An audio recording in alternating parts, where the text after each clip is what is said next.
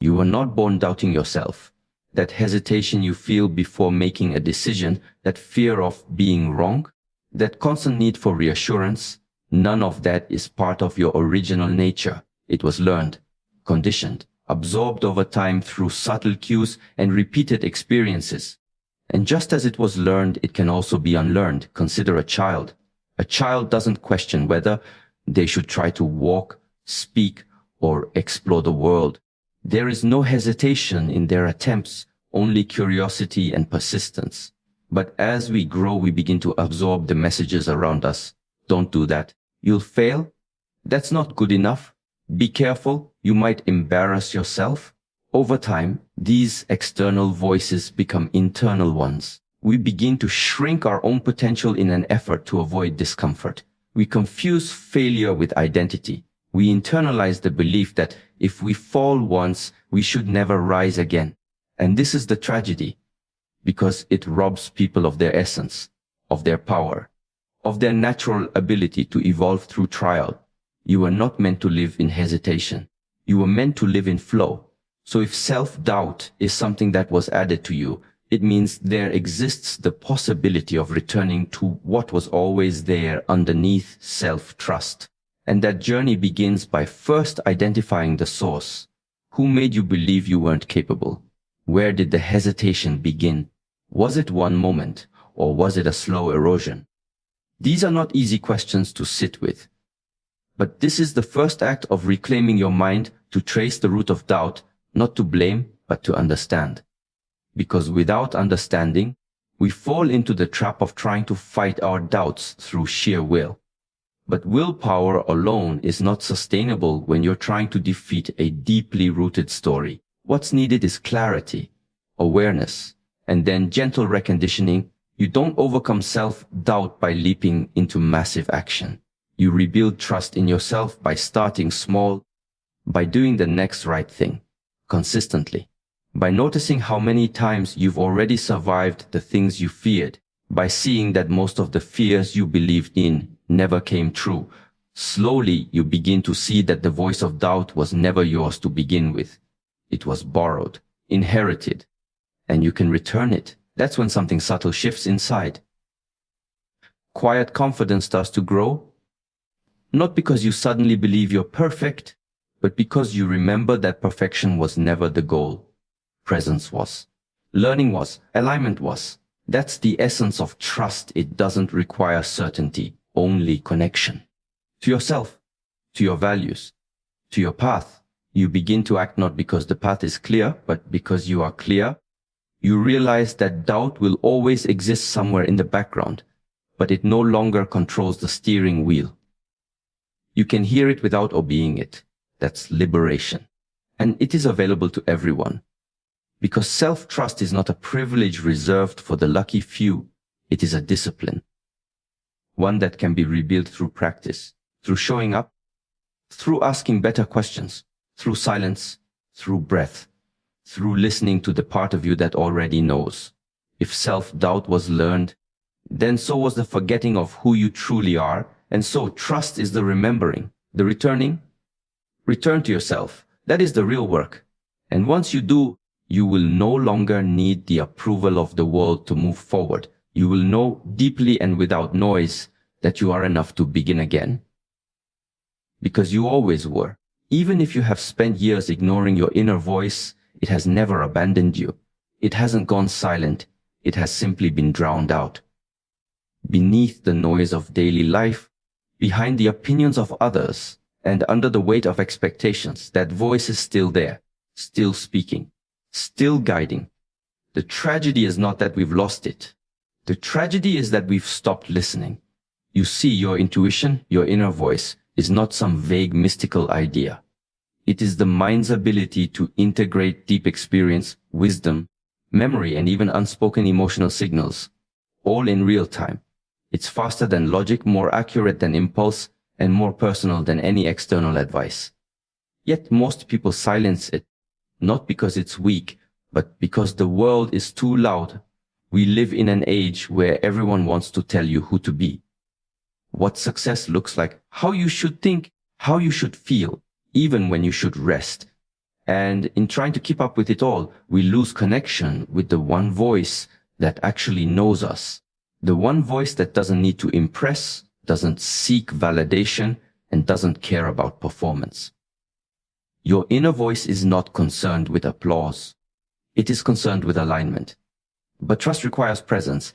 If you're constantly distracted, rushing, or reactive, how can you expect to hear that quiet, grounded signal from within? You won't. That signal will be buried under urgency, and this is what leads to chronic indecision, anxiety, and feeling lost, because you're navigating with everyone else's compass but your own. And yet something inside you still knows.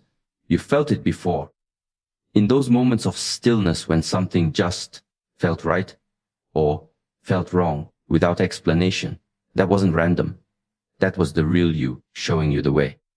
That voice is always right, not because it has all the answers, but because it always leads you back to yourself.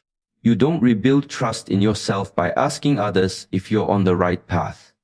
You rebuild it by following that inner signal, acting on it, and then watching how life begins to realign.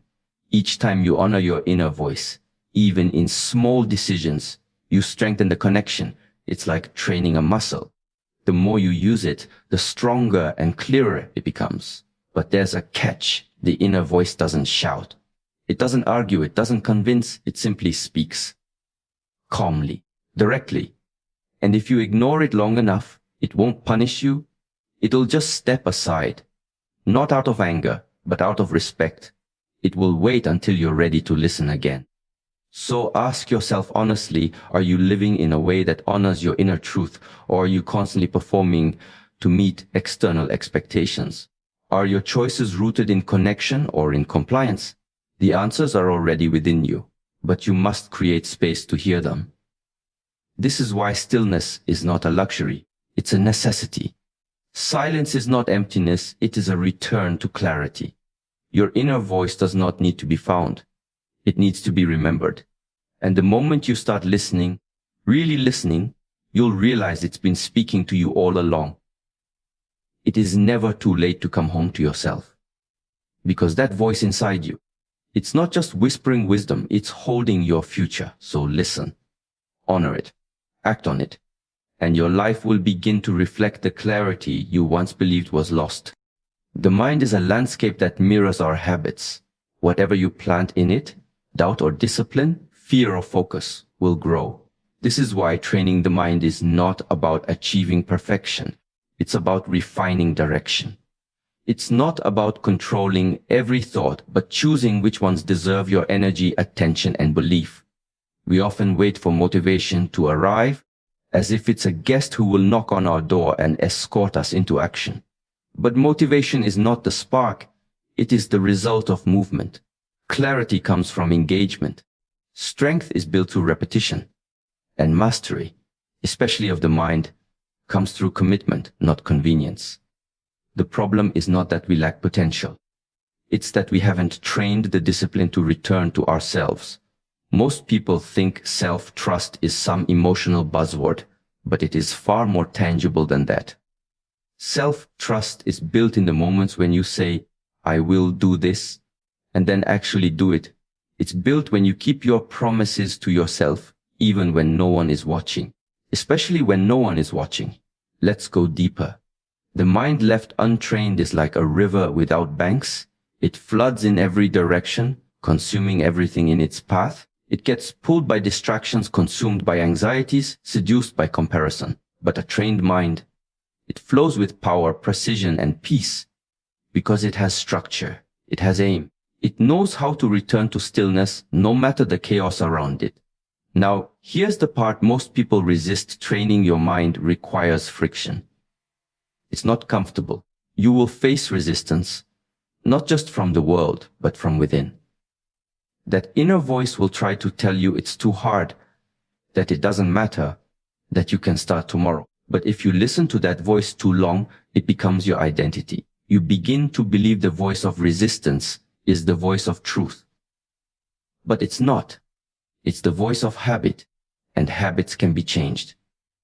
Every time you choose to sit in discomfort, whether it's through breath stillness, reflection, or repetition. You are strengthening your mental muscles. You are teaching your nervous system that you are safe without distraction, without escape. You are reconditioning your biology to follow your will, not your impulses. This is why rituals are powerful, not because they are magical, but because they are intentional. A morning breath practice, a silent walk, a consistent act of self-discipline. These are not just routines. They are declarations. They say, "This is who I am choosing to become," over and over again until it's no longer a choice, but a truth. So understand this: your future is not written in your potential. It is written in your practice. You are not what you think. You are what you train. And if you do not train your mind, the world will train it for you, with fear, with distraction, with noise. You must decide what kind of mind you want to live with. A mind that reacts or a mind that responds. A mind that wanders or a mind that watches. A mind that collapses or a mind that returns. And it begins not with a leap but with a return. Each day, each breath, each moment. Your mind is a garden. The question is, what are you cultivating, and are you willing to pull the weeds daily? Because in that daily return to discipline, you are not just training your mind, you are shaping your life. Let's speak honestly. There is no transformation without tension. And that tension often shows up in the form of resistance. You sit to meditate and the mind races. You decide to train and fatigue whispers excuses. You commit to changing your habits and suddenly distractions become louder than ever. But here's what most people misunderstand: resistance is not the enemy. Resistance is the teacher. You see, resistance reveals exactly where your growth lies. It draws a line between your current identity and your future self. It is not there to stop you. It is there to test your seriousness. If you never feel resistance, it's because you are not leaving your comfort zone. You are orbiting what is familiar, not stepping into the unfamiliar territory where real change is born. Every time you meet that resistance with presence, not avoidance, you're building something. Not just strength, but character. Not just discipline, but integrity. Because the mind, just like the body, becomes stronger through pressure. The difference is that mental strength cannot be seen, but it is felt in your focus, your clarity, your ability to choose long-term fulfillment over short-term relief. This is why daily discipline matters. Not for the sake of rigid control, but to cultivate a mind that listens to your higher self, not your habits. Discipline is misunderstood. It's often seen as punishment or deprivation. But in reality, it's a form of deep self-respect. You don't train your mind because you dislike who you are. You train because you believe in who you can become. Think about this. If you train the body, the transformation is visible. But if you train the mind, the transformation is internal, subtle, silent, yet far more powerful. You begin to respond instead of react. You begin to create space between thought and action. You learn how to sit with discomfort rather than seek escape. That is mastery. That is real strength. But it only happens if you are willing to stay with the process, especially when it's difficult, especially when you don't feel like it. This is where most people fail. They wait for motivation. But motivation is fleeting. What you need is a system, a small, repeatable ritual that anchors you when the storm comes. And the storm always comes. Training your mind is not a one-time event. It is a daily conversation. Every morning you wake up, the world offers noise. It offers distraction. It offers you 1,000 ways to forget who you are. Your discipline, your commitment is what brings you back to silence, back to purpose, back to yourself. So ask yourself, what rituals do you have in place that bring you back? It doesn't need to be complex. A breath, a pause, a quiet moment, a reminder. These are not small things. These are the tools that shape the architecture of your mind. And remember, progress is not linear. Some days you will feel strong, other days lost. But even on the hardest days, the act of showing up is the training. The breath you take when your mind wants to quit, that is the training. The choice to reflect instead of react, that is the training. Slowly, Silently, you are rewiring the foundation of your being. Eventually, the noise loses its power. The doubts become quieter. The impulses pass. What remains is you, clear, grounded, present. Discipline is not a prison. It is a pathway. Walk it daily, not to become someone else, but to remember who you truly are. Most people assume that presence means peace. That if you can be present, then the noise will stop, the thoughts will dissolve, and everything will feel serene. But real presence has nothing to do with escaping chaos. Real presence is the ability to remain anchored within it. And here's where many get it wrong. They try to quiet the mind by resisting it. They label thoughts as distractions. They treat emotion like interruption. In doing so, they create a deeper split, one part of them trying to control, another trying to flee. Presence begins not with control, but with acceptance. To be truly present, you must allow the moment to be exactly what it is, without needing it to feel better, look different, or resolve itself quickly. This takes courage, because often the present moment brings discomfort. It stirs memories, regrets, or fears. But this is not a flaw in your practice. This is the practice. The mind is not something you defeat. It is something you learn to observe without merging into. So ask yourself, how often do you truly listen?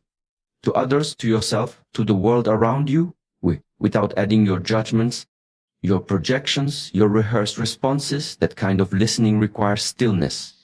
Not external stillness, but internal space. You cannot create that space if you are constantly reacting. You must train yourself to pause. Not because silence is better, but because silence reveals what the noise was hiding. This is why awareness is not passive. It is active attention, focused, alive, sharp. You bring your full self into the now, your breath, your body, your attention, aligned in one place. When that happens, clarity emerges. You stop chasing answers. You begin to see not just what is outside of you, but what is moving within you. The breath becomes a mirror. It shows you the truth of your state. Shallow breath, scattered mind. Deep breath, rooted mind. Something as simple as conscious breathing becomes a practice in presence. Not to escape the moment, but to meet it fully. In this state, something shifts. You stop seeing life as a series of problems to fix and begin to relate to it as a series of moments to enter. You stop needing to control everything and instead learn to navigate what arises with precision and calm. This is not submission. It is mastery. Before, presence is not about the absence of thought. It is about your relationship to thought. Can you witness a storm without becoming the storm? Can you sit with uncertainty without rushing to fill the void? That's when you know the training is working. When stillness becomes your strength, not your avoidance. Because in truth, most suffering does not come from the moment itself. It comes from our resistance to it. We want to be elsewhere. We want to feel something else. And so we create a gap between where we are and where we think we should be. That gap is stress. But the more present you become, the more that gap closes. And what you're left with is now. Raw, unfiltered now. Sometimes joyful, sometimes painful, always real. This kind of presence takes work. It takes discipline. It takes practice. But it is also deeply liberating. Because you stop needing the world to be a certain way for you to be at peace. You learn to carry your peace with you. Inside your breath, inside your awareness. Presence is not a destination. It is a decision, a moment-to-moment choice to return again and again to what is real. Make that choice often enough, and you don't just find peace. You become it. There comes a moment when you realize the battle isn't outside of you, it's within. It's not about what others think, what the world demands, or what circumstances hand you. Before, the real work, the deepest transformation lies in the choice to master yourself when no one is watching. That's where the shift happens. From performing for the world to training for life. You see, consistency is often misunderstood. People think it's about discipline alone, about doing the same thing over again, no matter what. But true consistency is not mechanical. It's not rigid. It is alive. It flows with intelligence. It adjusts. It adapts before but it never breaks. It never abandons the path because the feeling of the day isn't perfect. This is where presence deepens. When you train your mind, when you root yourself in your own internal rhythm, you stop being a slave to external circumstances. Rain or shine, praise or criticism, ease or discomfort, your practice continues. Not because it's easy, but because you understand something deeper. This consistency is how you rewire your mind. It is how you rebuild trust with yourself. So many people are waiting for motivation, waiting for clarity, waiting for the perfect moment to begin. But what they don't see is that waiting trains the mind too. It teaches you to postpone your power, to delay your alignment. And over time, that delay becomes your habit, a habit of doubt, a habit of hesitation. That's why even a small, consistent act done daily with awareness carries more power than bursts of inspiration followed by long periods of stagnation. It's like water carving through rock, not with force, but with patience, repetition, steadiness. That is the training, not just of the body, but of the mind, the nervous system, the spirit. And you don't need hours. You don't need a retreat. You need presence. You need honesty. And you need the willingness to show up now, not later. But let's be clear, showing up doesn't mean being perfect. It means being committed. Even when the mind resists. Even when the body feels heavy, especially then.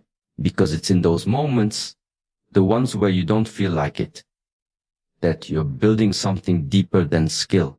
You're building identity. You're telling your mind, I lead, not you. The truth is, the mind is like a wild horse. It doesn't trust weak hands. It won't respond to force either. What it needs is presence, repetition, a calm but unwavering grip. You have to show it day after day that you are capable of guiding it, that you are not swayed by every thought, every emotion, every fear.